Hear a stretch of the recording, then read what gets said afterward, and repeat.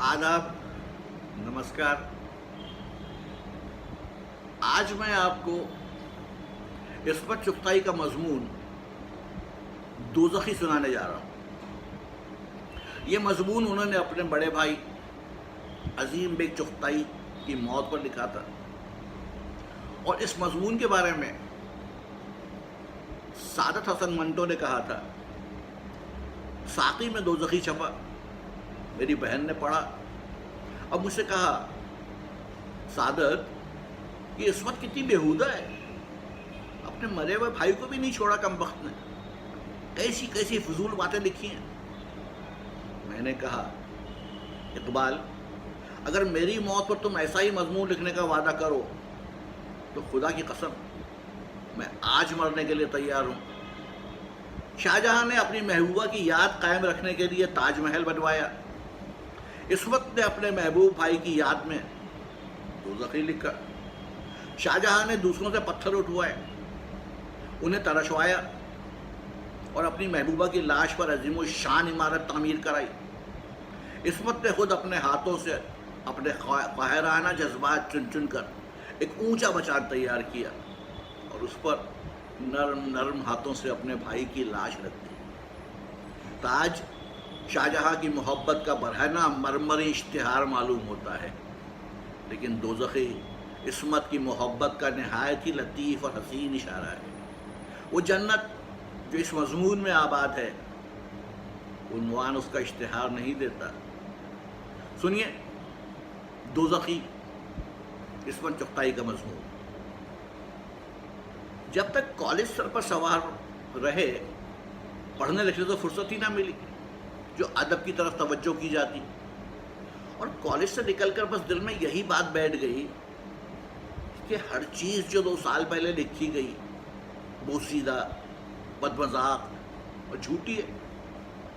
नया अदब सिर्फ आज और कल में मिलेगा। इस नए अदब ने इस कदर गड़बड़ाया कि न जाने कितनी किताबें सिर्फ नाम देखकर ही वाहियात समझ कर फेंक दी। और सबसे ज़्यादा बेकार किताबें जो नज़र आईं वो अजीम बेग चुगताई की थी। घर की मुर्गी दाल बराबर वाला मजमून। घर के हर कोने में उनकी किताबें रुलती फिरती, मगर सिवाय अम्मा और 2 पुराने फैशन की भाभियों के किसी ने उठाकर भी ना देखी। यही ख्याल होता, भला उनमें होगा ही क्या। ये अदब नहीं, फूहड़ मजाक, पुराने इश्क सड़ियल किस्से और जी जलाने वाली बातें होंगी, यानी बेपड़े रहे कायम। मुझे खुद यकीन नहीं आया कि मैंने अजीम भाई की किताबें क्यों ना पढ़ी। शायद इसमें थोड़ा सा गुरूर भी शामिल था और खुद सताई भी। ये ख्याल होता था ये पुराने हम नए। एक दिन यूं ही लेटे लेटे उनका एक मजमून यक्का नजर आया। मैं और रहीम पढ़ने लगे। न जाने किस धुन में थे कि हंसी आने लगी और इस कदर आई कि पढ़ना दुश्वार हो गया। हम पढ़ ही रहे थे कि अजीम भाई आ गए और अपनी किताब पढ़ते देखकर खिल गए, मगर हम जैसे चिढ़ गए और मुंह बनाने लगे। वो एक होशियार थे, बोले, लाओ मैं तुम्हें सुनाऊं। और ये कहकर 2 मजमून जो हमें सुना है तो सही मानों में हम ज़मीन पर लौटने लगे। सारी बनावट गायब हो गई। एक तो उनके मजमून और फिर उनकी ज़बानी। मालूम होता था हंसी की चिंगारियाँ उड़ रही हैं। जब वो खूब अहमक बना चुके तो बोले, तुम लोग तो कहते हो मेरे मजमूनों में कुछ भी नहीं। उन्होंने छेड़ा, लो हमारे मुंह उतर कर ज़रा से निकल आए और बुरी तरह चिढ़ गए। झुंझला कर उल्टी सीधी बातें करने लगे। जी जल गया। और फिर उसके बाद और भी उनकी किताबों से नफरत हो गई। मैंने उनके मज़ामीन की उनकी ज़िंदगी में कभी तारीफ़ ना की। हालांकि वो मेरे मजमून देखकर ऐसे खुश होते थे कि बयान नहीं। इस कदर प्यार से तारीफ़ करते थे, पर यहाँ तो उनकी हर बात से चिढ़ने की आदत थी। मैं समझती थी कि वो मेरा मजाक उड़ाते हैं। अब खुदा वो शख्स جب کسی کا مذاق اڑاتا تھا تو جی چاہتا تھا بچوں کی طرح زمین پر مچل جائیں اور روئیں. کس قدر طنز، کیسی کڑوی مسکراہٹ اور کٹتے ہوئے جملے. میں تو ہر وقت ڈرتی تھی کہ میرا مذاق اڑایا اور میں نے بد زبانی کی.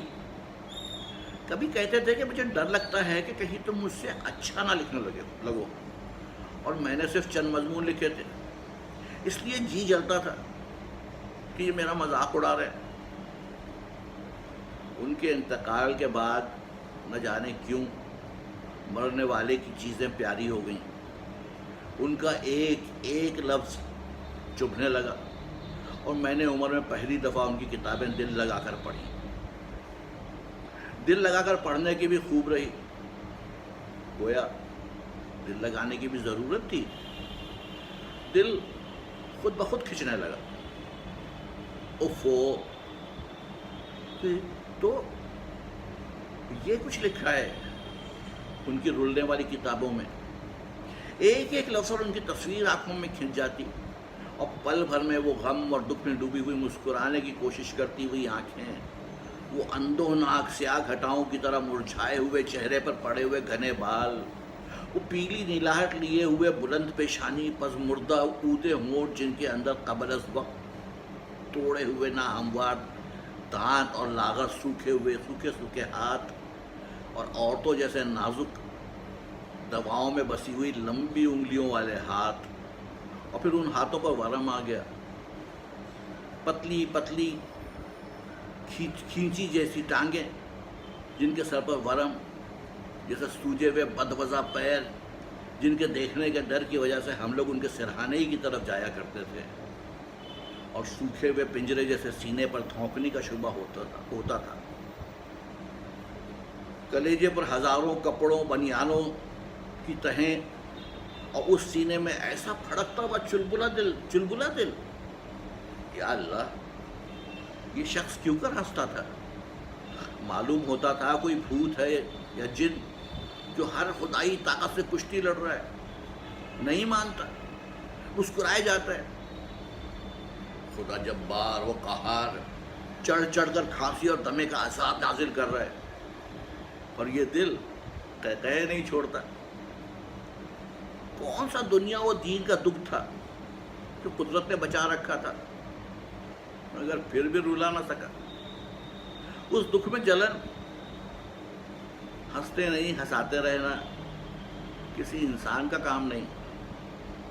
ماموں کہتے تھے زندہ لاش. خدایا، اگر لاشیں بھی اس قدر جاندار، بے چین اور پھڑکنے والی ہوتی ہیں تو پھر دنیا ایک لاش کیوں نہیں بن جاتی؟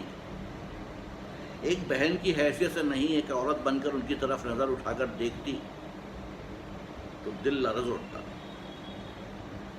کس قدر ڈھیٹ تھا ان کا دل، اس میں کتنی جان تھی. منہ پر گوشت نام کو نہ تھا، مگر کچھ دن پہلے چہرے پر ورم آ جانے سے چہرہ خوبصورت ہو گیا تھا. کنپٹی ابھر گئی تھی، پچکے ہوئے گال دبیز ہو گئے تھے.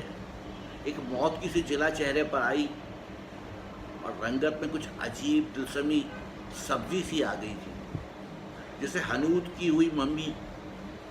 مگر آنکھیں، معلوم ہوتا تھا کسی بچے کی شریر آنکھیں جو ذرا سی بات پر ناچ اٹھتی تھیں، اور بھی کبھی ان میں نوجوان لڑکوں کی سی شوخی جاگ اٹھتی تھی.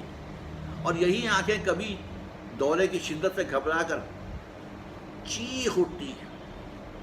ان کی صاف شفاف نیلی سطح گدلی زرد ہو جاتی، اور بےکس ہاتھ لرزنے لگتے. سینہ پھٹنے پر آ جاتا. دورہ ختم ہوا کہ پھر وہی روشنی، پھر وہی رقص، پھر وہی چمک. ابھی چند دن ہوئے میں نے پہلی مرتبہ خانم پڑھی. ہیرو وہ خود نہیں، ان میں اتنی جان ہی کب تھی، مگر وہ ہیرو ان کے تخیل کا ہیرو ہے. وہ ان کے دبے ہوئے جذبات کا تخیلی مجسمہ ہے. جیسے ایک لنگڑا خوابوں میں ناچتا، کودتا، دوڑتا ہوا دکھائی دیتا ہے، ایسے ہی وہ مرض میں گرفتار نڈھال پڑے اپنے ہمزاد کو شرارتیں کرتے دیکھتا. کاش ایک دفعہ اور صرف ایک دفعہ ان کی خانم اس ہیرو کو دیکھ لیتی. سارے کیریکٹر درست اور زندہ ہیں. بھائی صاحب، بھائی جان، نانی اماں، شیخانی، والد صاحب، بھتیجے، بھنگی، بھشتی، یہ سب کے سب ہیں اور رہیں گے. یہی ہوتا تھا، بالکل یہی. اور اب بھی سب گھروں میں ایسا ہی ہوتا ہے. کم از کم میرے گھر میں تو تھا. اور ایک ایک لفظ گھر کی سچی تصویر ہے. جب عظیم بیگ لکھتے تھے تو سارا گھر اور ہم ان کے لیے ایکٹنگ کیا کرتے تھے. ہم ملتے جلتے کھلونے تھے اور وہ ایک نقاش جس نے بالکل اصل کی نقل کر دی. جتنی دفعہ خانم کو پڑھتی ہوں یہی معلوم ہوتا ہے کہ خاندان کا گروپ دیکھتی ہوں. وہ بھابھی جان اور خانم جھگڑ رہی ہیں، وہ بھائی صاحب شرارتیں ایجاد کر رہے ہیں، اور مصنف خود سر جھکائے خاموش تصویر کشی میں مشغول ہے. کھرپا بہادر جس کا پہلا ٹکڑا روح لطافت میں چھپا ہے، یہ سب تخیلی ہے. لاچار و مجبور انسان اپنے ہمزاد سے دنیا جہاں کی شرارتیں کروا لیتا. وہ خود تو 2 قدم نہیں چل سکتا، لیکن ہمزاد چوریاں کرتا، شرارتیں کرتا. خود تو ایک انگلی کا بوجھ نہیں سہا سکتا، مگر ہمزاد جی بھر کر مار کھاتا اور ٹس سے مس نہیں ہوتا. مصنف کو ارمان تھا کہ کاش وہ بھی اتنا مضبوط ہوتا کہ دوسرے بھائیوں کی طرح 150 جوتے کھا کر کمر جھاڑ کر اٹھ کھڑا ہوتا. تندرست لوگ کیا جانے ایک بیمار کے دل میں کیا کیا ارمان ہوتے ہیں. پرکٹا پرندہ ویسے نہیں تو خوابوں میں تو دنیا بھر کی سیر کراتا ہے. یہی حال ان کا تھا. وہ جو کچھ نہ تھے افسانے میں وہی بن کر دل کی آگ بجھا لیتے تھے. کچھ تو چاہیے نا جینے کے لیے.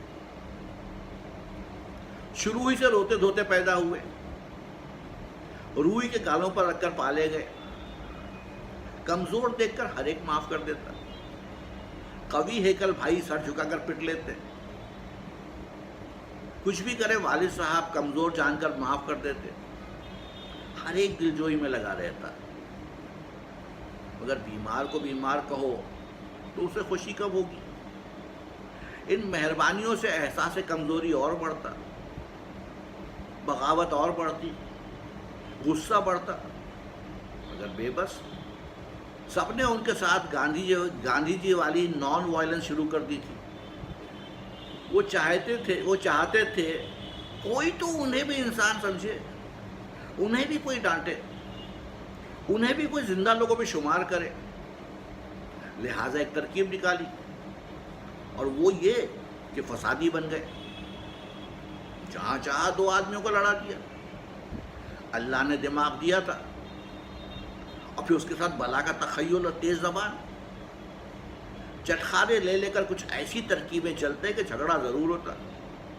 بہن بھائی ماں باپ سب کو نفرت ہو گئی. اچھا خاصا گھر میدان جنگ بن گیا اور سب مصیبتوں کے ذمہ دار خود. بس ساری خود پرستی کے جذبات مطمئن ہو گئے اور کمزور و لاچار ہردم کا روگی تھیٹر کا ویلن ہیرو بن گیا. اور کیا چاہیے؟ ساری کمزوریاں ہتھیار بن گئی. زبان بد سے بدتر ہو گئی. دنیا میں ہر کوئی نفرت کرنے لگا. صورت سے جی مت لانے لگا. ہنستے بولتے لوگوں کو دم بھر میں دشمن بنا لینا بائیں ہاتھ کا کام ہو گیا. لیکن مقصد تو یہ نہ تھا کہ واقعی دنیا انہیں چھوڑ دے. گھر والوں نے جتنا ان سے کھنچنا شروع کیا اتنا ہی وہ لپٹے. آخر میں خدا معاف کرے ان کی صورت دیکھ کر نفرت آتی تھی. وہ لاکھ کہتے مگر دشمن نظر آتے. بیوی شوہر نہ سمجھتی، بچے باپ نہ سمجھتے. بہن نے کہہ دیا تم میرے بھائی نہیں، اور بھائی آواز سن کر نفرت سے منہ موڑ لیتے. ماں کہتی सांप जना था मैंने, मरने से पहले काबिल रहम हालत थी। बहन होकर नहीं, इंसान बनकर कहती हूँ, जी चाहता था कि जल्दी से मर चुके, आंखों में दम है मगर दिल दुखाने से नहीं चूकते। अज़ाबे दोज़ख बन गए, हजारों कहानियों और अफसानों का हीरो एक विलन बनकर मुतमईन हो चुका था। वो चाहता था भैया से कोई प्यार करे, बीवी पूजा करे, बच्चे मोहब्बत से देखें, बहनें वारी जाएं और माँ कलेजे से लगाए। माँ ने तो वाकई कलेजे से लगा लिया। भूला भटका रास्ता फिर आने लगा, आखिर को माँ थी, मगर औरों के दिल से नफरत ना गई। यहाँ तक के फेफड़े ख़त्म हो गए, वरम बढ़ गया, आंखें चुंदिया गईं और अंधों की तरह टटोलने पर भी रास्ता न मिला। हीरो बनकर भी हार उनकी ही रही, जो चाहा ना मिला। उसके बदले नफरत, हकारत, कराहत मिली। इंसान किस कदर पुरहवस होता है, इतनी शोहरत और नाम होने के बावजूद हकारत की ठोकरें खाकर जान दी। सुबह 4 बजे आज से 42 बरस पहले जो नन्हा सा कमज़ोर बच्चा पैदा हुआ था, वो ज़िंदगी का नाटक खेल चुका था। 20 अगस्त को सुबह शमीम ने आकर कहा, मुन्ने भाई ख़त्म हो रहे हैं, उठो। वो कभी ख़त्म ना होंगे, बेकार मुझे जगा रहे हो। मैंने बिगड़ कर सुबह की ठंडी हवा में फिर सो जाने का इरादा किया। अरे कमबख्त, तुझे याद कर रहे हैं, शमीम ने कुछ परेशान होकर कहा। उनसे कह दो अब हशर के दिन मिलेंगे। अरे शमीम, वो कभी नहीं मर सकते, मैंने वसूख से कहा। मगर जब मैं नीचे आई तो उनकी ज़बान बंद हो चुकी थी। कमरा सामान से खाली कर दिया गया था, सारा कूड़ा करकट, किताबें हटा दी गई थी, दवा की बोतलें लाचारी की तस्वीर बनी लुढ़क रही थी। 2 नन्हे बच्चे परेशान हो होकर दरवाजे को तक रहे थे। भाभी उन्हें ज़बरदस्ती चाय पिला रही थी, माँ पलंग की चादर बदल रही थी। सूखी सूखी आहें उनके कलेजे से निकल रही थीं, आंसू बंद थे। मुन्ने भाई, मैंने उन पर छुपकर कहा। एक लम्हे को आंखें अपने महवर पर रुकी, होंठ सुकड़े और फिर वही नज़ा की हालत तारी हो गई। हम सब बाहर बैठकर 4 घंटे तक सूखे बेजान हाथों की जंग देखते रहे। मालूम होता था इजराइल भी पस्त हो रहे हैं, जंग थी कि ख़त्म ही ना होती थी। ख़त्म हो गए मुन्ने भाई, न जाने किसने कहा, वो कभी ख़त्म नहीं हो सकते। मुझे ख्याल आया और आज मैं उनकी किताबें देखकर कहती हूँ, नामुमकिन, वो कभी नहीं मर सकते। उनकी जंग अब भी जारी है। मरने से क्या होता है? मेरे लिए तो मरकर ही जिए, और न जाने कितनों के लिए वो मरने के बाद पैदा होंगे और बराबर पैदा होते रहेंगे। उनका पैगाम, दुख से लड़ो, नफरत से लड़ो और मरकर भी लड़ते रहो, ये कभी ना मर सकेगा। उनकी बाग़ियाना रूह को कोई नहीं मार सकता। वो नेक नहीं थे, पारसाना होते अगर उनकी सेहत अच्छी होती। वो झूठे थे, उनकी ज़िंदगी झूठी थी। सबसे बड़ा झूठ थी उनका रोना। उनका रोना झूठा, हंसना झूठा। लोग कहते हैं माँ बाप को दुख दिया, बच्चों को दुख दिया और सारे जग को दुख दिया। वो एक आफरियत थे जो अज़ाब दुनिया बनकर नाजिल हुए और अब दोज़ख के सिवा उनका कहीं ठिकाना नहीं। अगर दोज़ख ऐसे लोगों का ठिकाना है तो एक बार ज़रूर दोज़ख में जाना पड़ेगा, सिर्फ ये देखने कि जिस शख्स ने दुनिया की दोज़ख में यूँ हंस हंस कर तीर खाए और تیر اندازوں کو کڑوے تیل میں تلا، وہ دوزخ میں عذاب نازل کرنے والوں کو کیا کچھ نہ چڑھا چڑھا کر ہنس رہا ہوگا۔ بس وہ تلخ طنز بھری ہنسی دیکھنا چاہتی ہوں جسے دیکھ کر دوزخ کا داروغہ بھی جل اٹھتا ہوگا۔ مجھے یقین ہے وہ اب بھی ہنس رہا ہوگا۔ کیڑے اس کی کھال کو کھا رہے ہوں گے، ہڈیاں مٹی میں مل رہی ہوں گی، ملاؤں کے فتووں سے اس کی گردن دب رہی ہوگی، آروں سے اس کا جسم چیرا جا رہا ہوگا، مگر وہ ہنس رہا ہوگا۔ آنکھیں شرارت سے ناچ رہی ہوں گی، نیلے مردہ ہونٹ تلخی سے ہل رہے ہوں گے، مگر کوئی اسے رلا نہیں سکتا۔ وہ شخص جس کے پھیپھڑوں میں ناسور، ٹانگیں عرصے سے اکڑی ہوئی، باہیں انجیکشنوں سے گدی ہوئی، کولے میں امرود برابر پھوڑا، آخری دم اور چیٹیوں کا جسم میں لگنا، کیا ہنس کر کہتا ہے یہ چوٹی صاحبہ کس قدر بے صبر ہے، یعنی قبل از وقت اپنا حصہ لینے آن پہنچی۔ یہ مرنے سے 2 دن پہلے کہا۔ دل چاہیے پتھر کا کلیجہ ہو مرتے وقت جملے کسنے کے لیے۔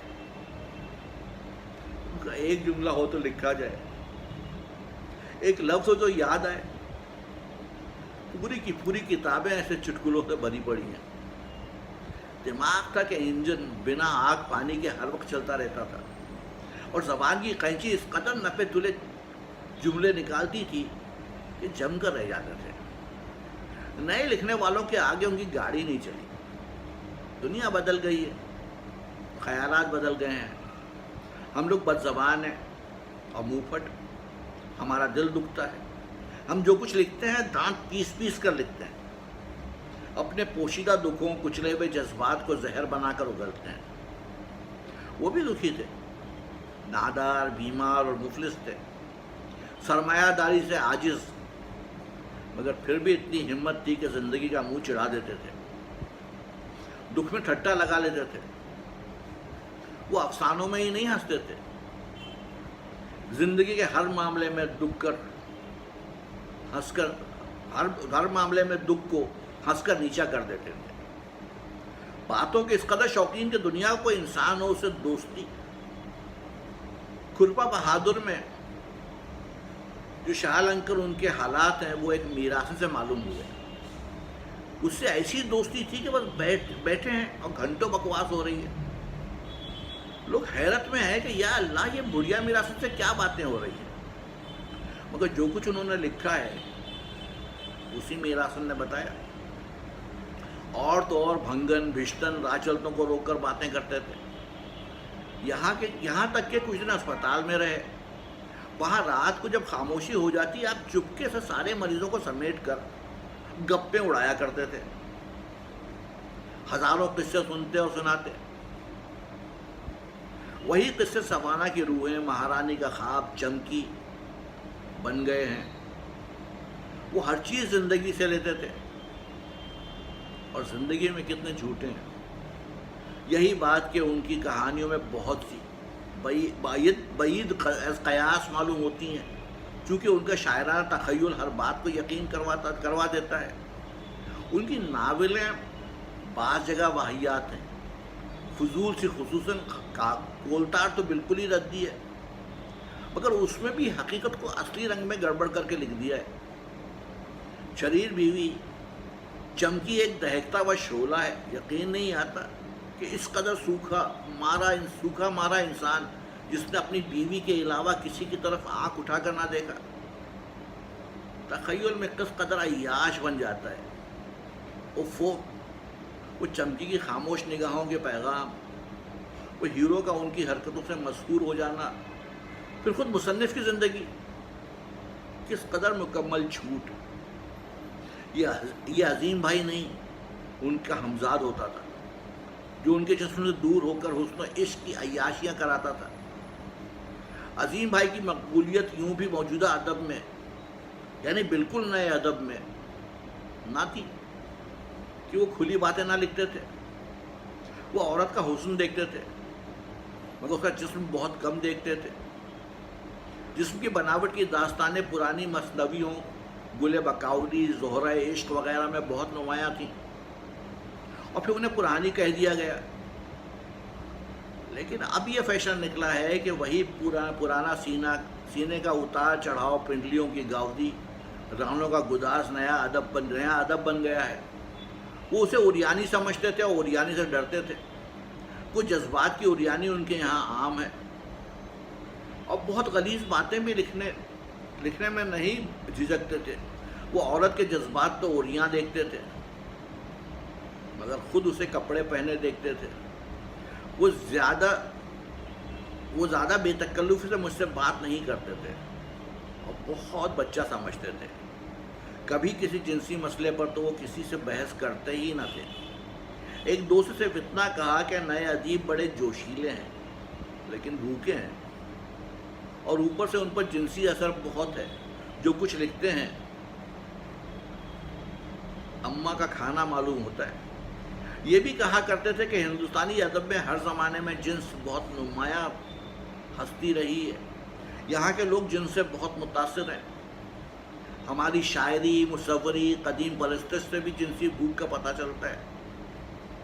اگر ذرا دیر عشق و محبت کو بھول جائے تو مقبول عام نہیں رہ سکتے۔ یہی وجہ ہے کہ بہت جلد ادب میں ان کا رنگ غائب ہو کر وہی الف لیلا کا رنگ غالب آ گیا۔ انہیں حجاب امتیاز علی سے خاص لگاؤ تھا۔ میں محترمہ سے معافی مانگ کر کہوں گی کہ مرنے والے کا راز ہے۔ کہا کرتے تھے یہ عورت بہت پیارے جھوٹ بولتی ہے۔ انہیں شکایت تھی کہ میں بہت الٹے سیدھے جھوٹ بولتی ہوں۔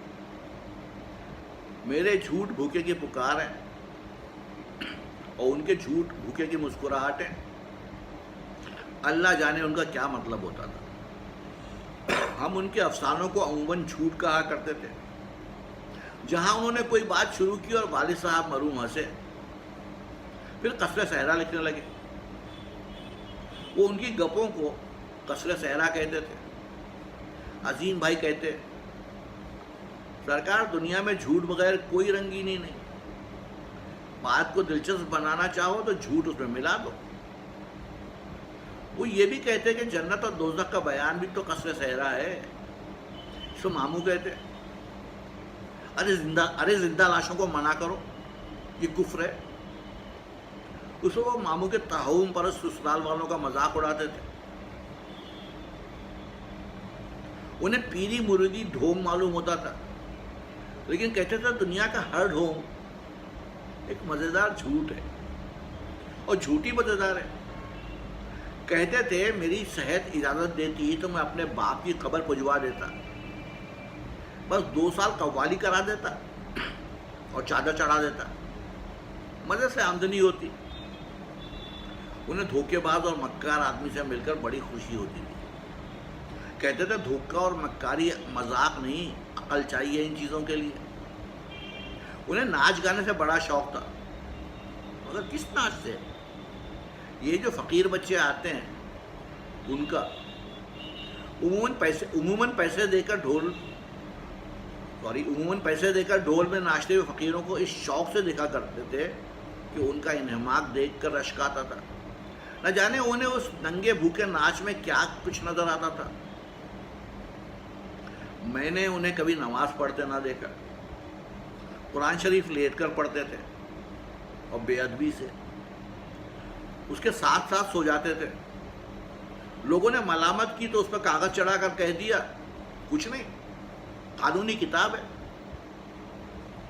جھوٹ تو خوب نبھاتے تھے۔ حدیث بہت پڑھتے تھے اور لوگوں سے بحث کرنے کے لیے عجیب حدیثیں ڈھونڈ کر حفظ کر لیتے اور سنا کر لڑا دیتے اور سنا کر لڑا کرتے تھے۔ ان کی حدیثوں سے لوگ بڑے عاجز تھے۔ قرآن کی آیات بھی یاد تھی اور بے تکان حوالہ دیتے تھے۔ شک کرو تو سرانے سے قرآن نکال کر دکھا دیتے تھے۔ یزید کے بڑے مداح تھے اور امام حسین کی شان میں بکواس کیا کرتے تھے۔ لوگوں سے گھنٹوں بحث ہوتی تھی۔ کہتے تھے میں نے خواب میں دیکھا کہ حضرت امام حسین کھڑے ہیں، ادھر سے یزید آیا آپ کے پیر پکڑ لیا، گر گڑایا، ہاتھ جوڑے، تو آپ کا خون جوش مارنے لگا اور اسے اٹھا کر سینے سے لگا لیا. بس میں نے بھی اس دن سے یزید کی عزت شروع کر دی. جنت میں تو ان کا ملاپ بھی ہو گیا، پھر ہم کیوں لڑیں؟ سیاست سے کم دلچسپی تھی. کہتے تھے بابا ہم لیڈر نہیں بن سکتے، تو پھر کیا کہیں؟ لوگ کہیں گے تم ہی کچھ کر کے دکھاؤ. اور یہاں کم وقت کھانسی اور دمہ چھوڑتا ہی نہیں. بہت سال ہوئے کچھ مضامین ریاست میں سیاسیات اور اکنامکس پر لکھے تھے، نہ جانے کیا ہوا. مذہب کا جنون سا تھا، مگر آخر میں بحث کم کر دی تھی اور کہتے تھے بھائی تم لوگ تو ہٹے کٹے ہو اور میں مرنے والا ہوں، اور جو کہیں دوزخ جنت سب نکل آئیں تو کیا کروں گا، لہذا چپ ہی رہو. پردے کے خلاف تو کبھی سے تھے، مگر آخر میں کہتے تھے یہ پرانی بات ہو گئی، اب پردہ روکے نہیں روک سکتا، اب پردہ روکے نہیں رک سکتا. اس معاملے میں ہم کر چکے، اب تو نئی پریشانیاں ہیں. لوگ کہتے تھے دوزخ میں جاؤ گے تو فرماتے یہاں کون سی اللہ میاں نے جنت دے دی ہے جو وہاں دوزخ کی دھمکیاں ہیں. کچھ پرواہ نہیں، ہم تو عادی ہیں. اللہ میاں اگر ہمیں دوزخ میں جلائیں گے تو ان کی لکڑی اور کوئلہ بیکار جائے گا، کیونکہ ہم تو ہر عذاب کے عادی ہیں. کبھی کہتے اگر دوزخ میں رہے تو ہمارے جراثیم تو مر جائیں گے، جنت میں تو ہم سارے مولویوں کو دل میں لپیٹ لیں گے. یہی وجہ ہے کہ سب انہیں باغی اور دوزخی کہتے ہیں. وہ کہیں پر بھی جائیں، میں یہ دیکھنا چاہتی ہوں کیا وہاں بھی ان کی وہی قینچی جیسی زبان چل رہی ہے؟ کیا وہاں وہ حوروں سے عشق لڑا رہے ہیں، یا دوزخ کے فرشتوں کو جلا کر مسکرا رہے ہیں، مولویوں سے الجھ رہے ہیں، یا دوزخ کے بھڑکتے شعلوں میں ان کی کھانسی گونج رہی ہے، پھیپھڑے پھول رہے ہیں اور فرشتے ان کے انجیکشن گھونپ رہے ہیں. فرق ہی کیا ہے ایک دوزخ سے دوسری دوزخ میں؟ دوزخی کا کیا ٹھکانہ؟ تو یہ تھا اس بد چختائی کا مضمون، دوزخی.